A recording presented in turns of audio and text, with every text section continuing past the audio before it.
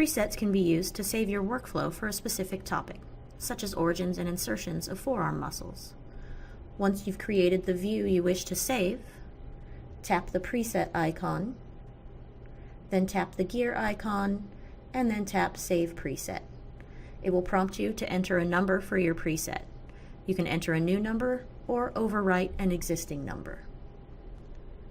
Now let's say you want to show all of the muscles that originate on the radius. You can select those muscles in the Volume Visibility menu and add annotations so that their names also appear on the screen.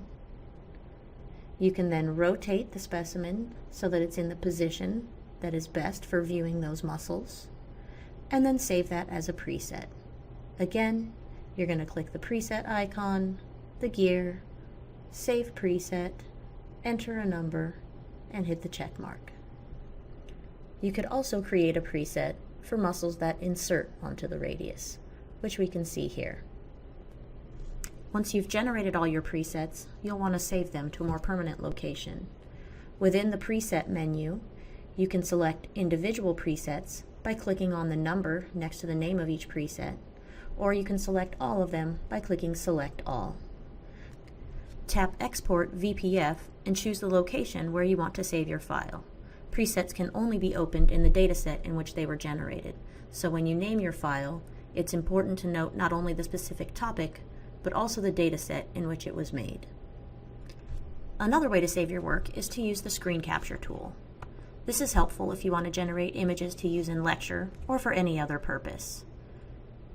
If you've used the pen tool to label structures, screen capture is the only way to save your work, as pen tool markings do not save in presets. To take a screen capture, tap the camera icon. Within this menu, you have the option to take a screen capture with icons, without icons, or a custom range. Once you've taken your screen capture, you'll be prompted to save your image as a JPEG file, which you can save on your computer or on a USB drive.